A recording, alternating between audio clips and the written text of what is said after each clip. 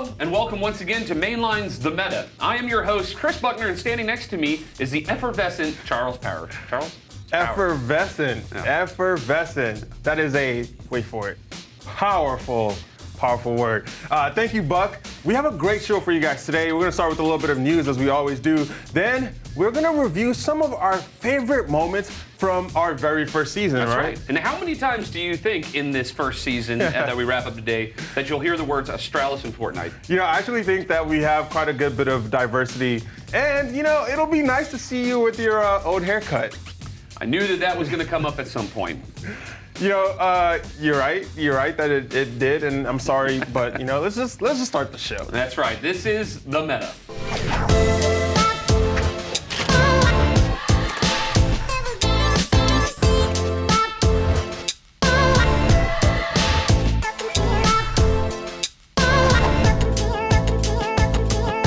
We start tonight with some pretty rad news from the collegiate esports realm. ESPN has taken another huge step into the esports world by introducing the Collegiate Esports Championship, or CEC. Colleges across North America are currently duking it out among 5 different game titles for their chance to compete at the LAN Finals on May 10th through the 12th. ESPN has teamed up with 2 tournament organizers, TESPA and Collegiate StarLadder, to run these qualifiers. TESPA will be handling Overwatch, Hearthstone, StarCraft 2, and Heroes of the Storm. Collegiate StarLadder will be taking care of Street Fighter V Arcade Edition. I have it on good authority that NCAA Football 2014 will not be part of this league. 1, because it doesn't exist anymore. And 2, they were terrified that I was going to run through the competition like Astralis through a wet paper bag. That was it. That was the one. Good. I snuck it in there. Do I have any eligibility left? Well, I don't know. We'll find out. The finals will take place during Comicpalooza right here in Houston, Texas. Tickets are currently on sale at ESPNevents.com. You know, it's going to be great to have all that esports action going on right here, really in badass. our backyard. It's pretty cool to see ESPN continuing to grow the esports landscape and showing some love to Houston as an esports hub. H-Town. What's the hand sign for H-Town? You Is it just this? No, you gotta throw the H's up, okay. man. I don't know any better. By the way, this is fantastic for Houston, and I'm also really glad that ESPN is making a mark in the collegiate esports because, as you all know, I have a huge passion for all things college, like sororities. ESPN has worked with TESPA before on their Heroes of the Dorm tournament, and like Heroes of the Dorm, the winners of the tournament will get scholarship money. Once again, see kids? Video games are not only baller, they can help you pay for college. If ESPN was really smart, they'd offer their winnings in Taco Bell. I'm really looking forward to ESPN's coverage of collegiate esports because they do really want to make it have a genuine college-y feel. I can just picture Lee Corso now putting on a Tracer wig. Nice. You just really threw me off by not knowing. I don't know it at all. By not knowing. Plus, that's a Longhorn how symbol. to throw up the H. Okay. I know you as an Aggie, you got your thing. But you know, the Tracer thing was interesting. I really want to see John Gruden break down some hot StarCraft 2 action. Yeah. All right, a university across the pond is looking at video games in a different way. Researchers at the University of Oxford have released their findings on whether there is a correlation between violent video games and aggressive behavior. It turns out there isn't one. Shocking! Right? Most of us in the gaming world, we already knew this, of course, but we might be a little biased, so it's a good thing that this study was done.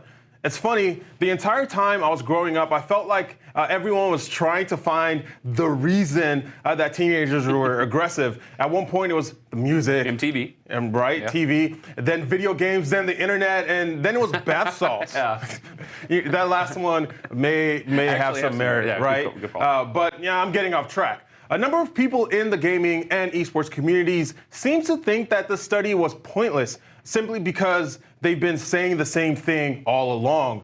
But the study is a very important step forward, I think. I agree. The only times I've known video games to cause violence is when people didn't put on their Wiimote wrist strap and just nailed their friends in the face with it, which I actually have done before. I've also may not have broken a couple of TVs. I hope my aunt's not watching. And of course, the occasional dispute over who was better at Halo. Right.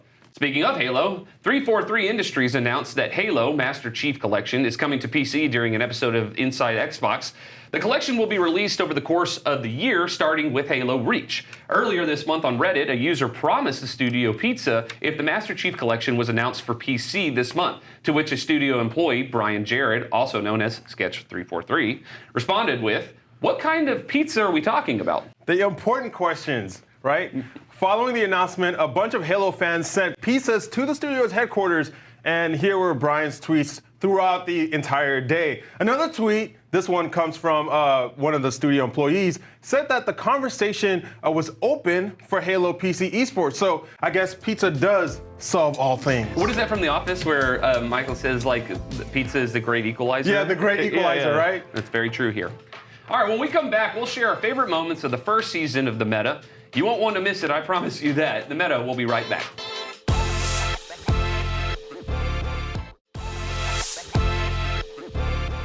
Welcome back to The Meta.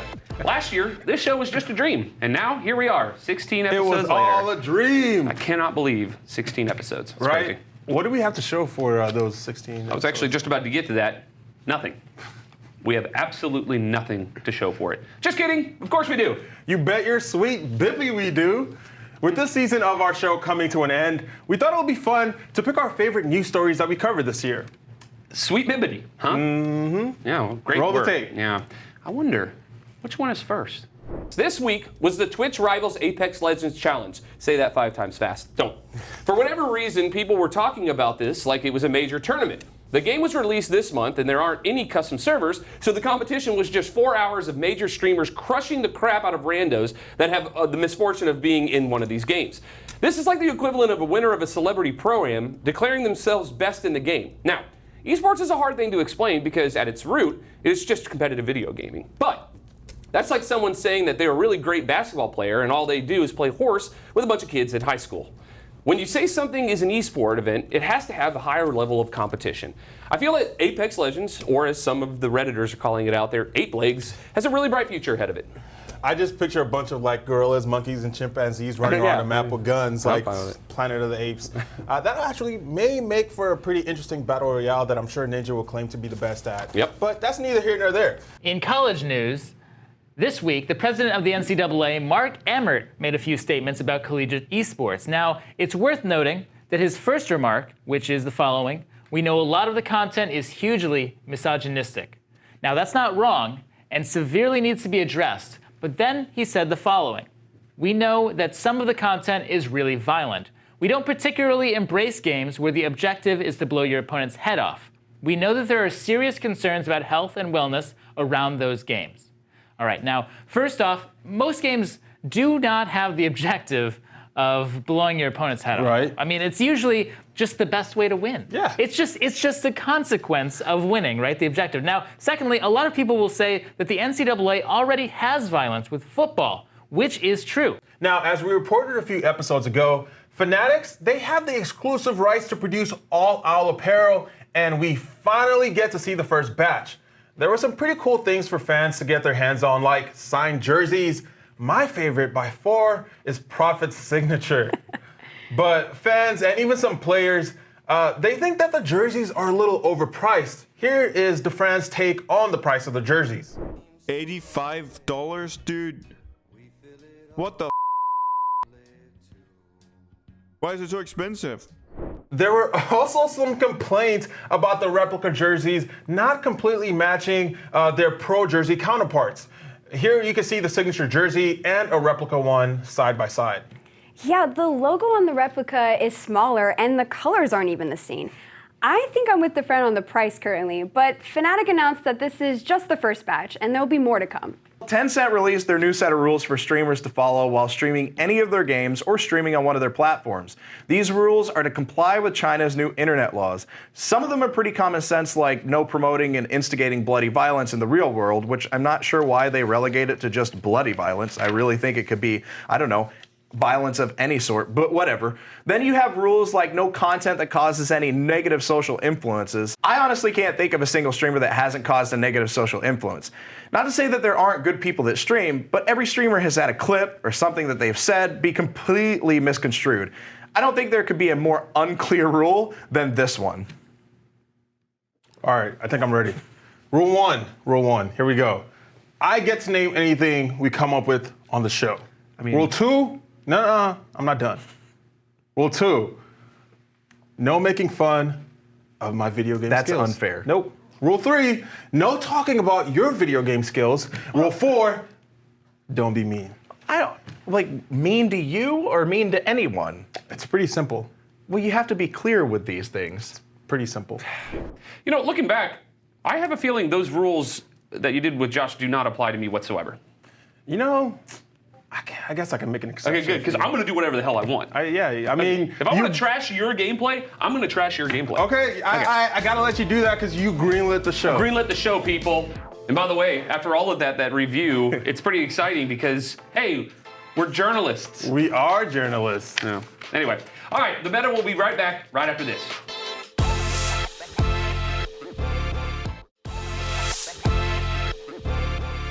Welcome back. We continue our journey through our favorite segments of season 1. You, of course, just saw some of our favorite news stories, but throughout the first season, we also had a lot of really great interviews as well. We did. First up, one of my favorites, we had Malik Forte, who you would know from Overwatch League. He joined us in our very first episode. I don't know what he was thinking because we were green. We were very green. Let's take a look. Well, let's go ahead and jump right into BlizzCon. This is not your first rodeo, obviously. You love it. They love you. You keep coming back. They keep bringing you back. The community has embraced you. What is that like? Can you give us some insight into maybe some of your favorite aspects of the show? Yeah, man. I'll say it's hard to pick one particular aspect of BlizzCon that I like because it's such a just good event through and through. You have the esports championships that are going on across like 5 different games, which I always have fun just being able to cover those. My job at BlizzCon has been kind of the guy who gives the overview of all of the esports that are happening in the building. So it's really cool to be able to go to the StarCraft arena and then over to the Overwatch League arena and then just go all around and then cover all the esports and then deliver the updates to the people who are watching at home. I have a lot of fun doing that. It doesn't even feel like I'm working anymore. It just feels like we're just there. We're just hanging out with everybody. And it's the coolest experience ever, dude. It's definitely become my favorite convention to go to, bar none. And I would go if I wasn't working, just for that simple fact that it just feels like, it feels like a family reunion. Man, Buck, you know what's kind of crazy? To think that BlizzCon it feels like it was so long ago. I know, 16 episodes ago. You know what's crazy is our next interview that we're going to show you is with Sebastian. That was 16 episodes ago. Also, 16 episodes ago. ago. Same episode. Here, take a look. We're extremely excited to be joined today by Sebastian from Clutch Gaming. Thank you so much for joining us on the set today. Hey, man, thanks for having me. So, all right, first I want to kick things off by asking you have kind of what some people would be considered a dream job in this world. What's it like doing what you do for Clutch Gaming? It's a ton of fun. Yeah. It's a lot of hours. It's all of the above, really, right? So we're really fortunate right now that we're in our off season. The esports off season is finally fully begun. I always have the esports off season ending with BlizzCon and League of Legends Worlds. Now we have a nice 2 months to prep for next year. We're hard at work. All our guys are scouting and putting together reports and running a lot of conversations on the free agency side, but also looking at our facilities in Los Angeles, our facilities here in Houston, our staff, our players, our coaches, etc. So it's fun because the off season turns out to be a lot more work than the actual season, but it's what you sign up for, and it's a lot of fun to do. Yeah, I take it you're not getting much sleep these days? Yeah, no, it's been a long past few days. Free agency starts 19th, and we're just trying to make sure all our ducks are in row before we move on. I take it Sebastian's not getting much sleep these days. Probably not. But hey, there's still a shot. There is. And you know what? We love you, Sebastian. We love you, Sebastian. Next up, Hammond Boop. Yeah. Really cool. We talked a lot about Overwatch this season, of course, because there was so much excitement going into season 2, and also because I may or may not have just started playing Overwatch again. So there's that. Take a look. What are some of your predictions as far as the new season? Because you guys casted contenders, NA contenders. There are a lot of storylines there. There are a lot of teams that rose up. So what should we be looking forward to as far as season 2 goes? I think it's going to be a little bit of the same and a lot of difference, right? Yeah. And so, I think we're going to see a lot of the same people on the top side of our rankings at the end of the season.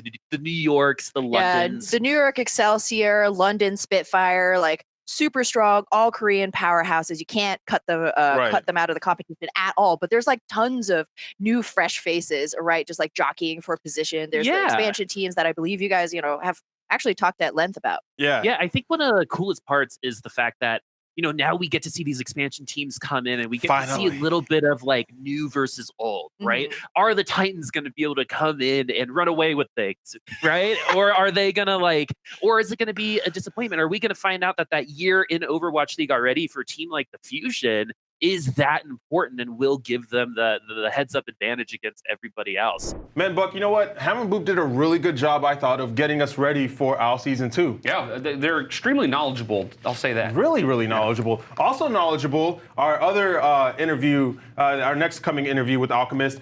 I would call him like the Godfather. He is a really awesome dude, really nice. Take a look at this interview.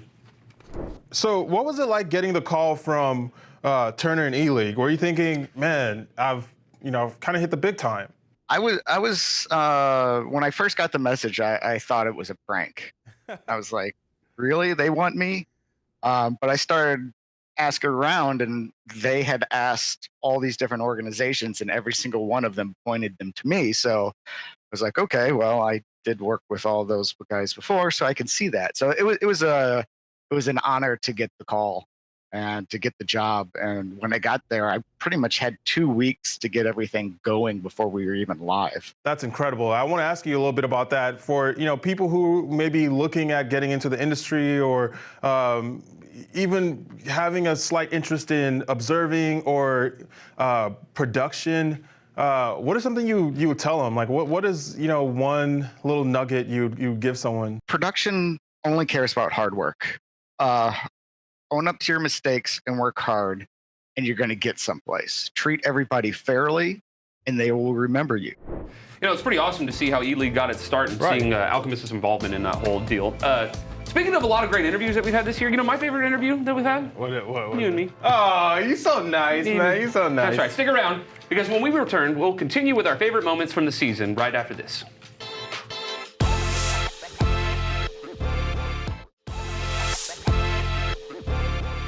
Welcome back to the show.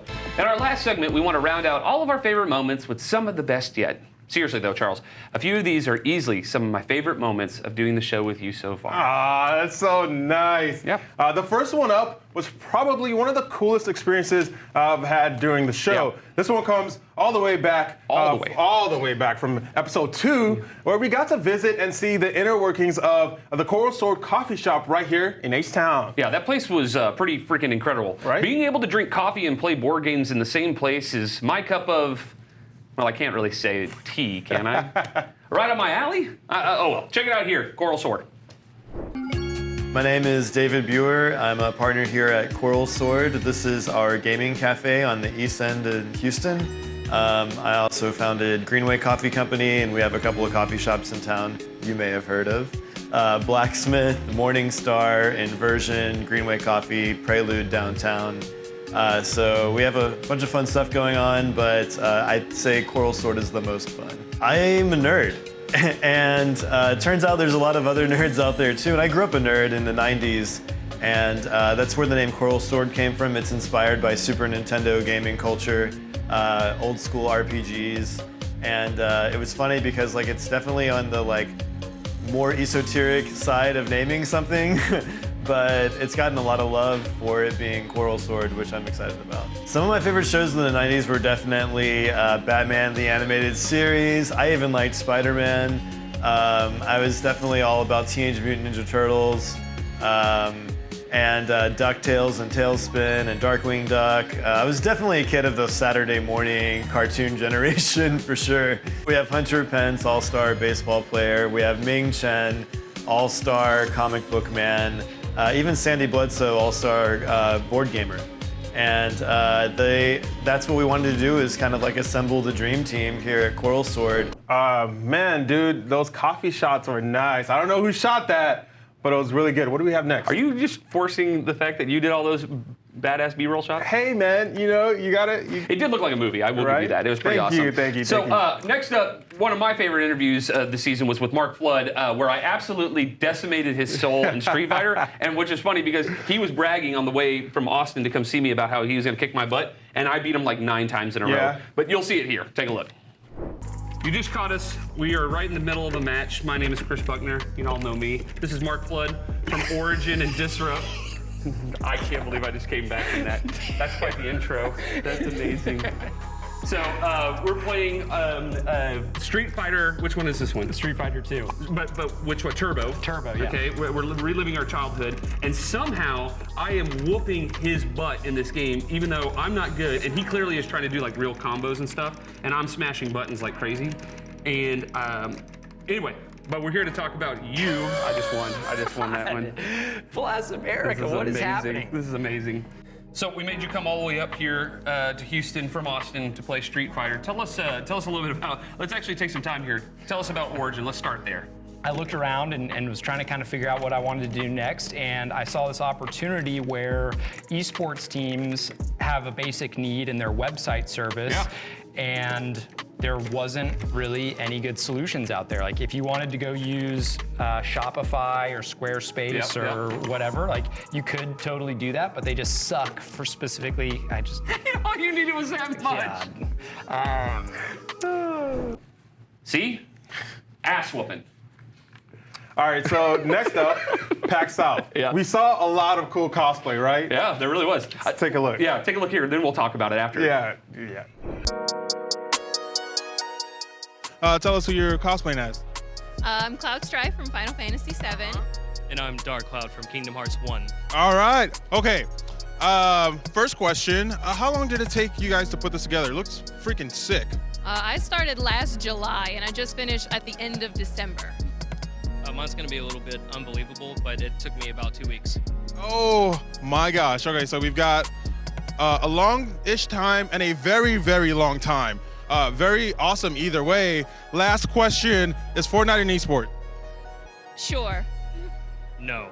Okay, definitive. There we go. You heard it here next. Fortnite is not an esport.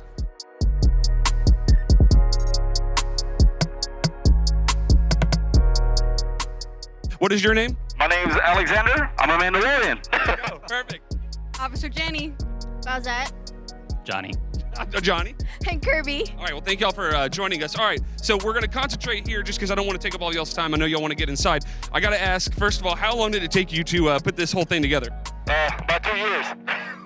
2 years. Wow. Okay. And how many pictures have you taken since you've been here? We just got here less than an hour ago. Okay. And is it weird that I keep holding my microphone near your ass? Yes. All right. Well, we're going to take it back to the desk. Thank y'all so much for joining us on the show. Back to you guys. Ah! I don't know, man. Did you have to put the microphone near his butt? It looks like he liked it. I was trying to catch a fart.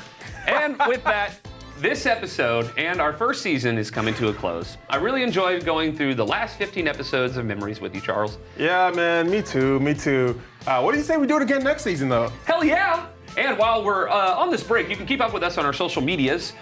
For myself, Charles, the Meta production team, and our entire Mainline family, thank you so much for tuning in, and we will see you next season. Ooh, yes. Time for the bloopers, my favorite part. Bet we have a lot of you in there, bud. A lot of cuss words. Welcome back. We need to get a few things off our chest and get a few things straight. All right, fine, sorry. All right, 3, that's fine. 3. Talking. 1, 2, 1, 2. Goats. More goats. Even more goats. The player count is usually around a number that's not in there, but it's speculated that some of those numbers are due to a bug. I literally walked in the room and told you to change that. Ahoy, mateys! Charles, you got to do something special that was pretty cool with our friends over at Wargaming. Did you hear one about the Polish guy and the Scotsman walking into a bar? I did not. I didn't either. I was hoping you did. Good? Nice. All right, good timing. All right, cool. Thanks, Perfect. guys. Thank you. That's a wrap. Season 1. We should have had a party. A rap party.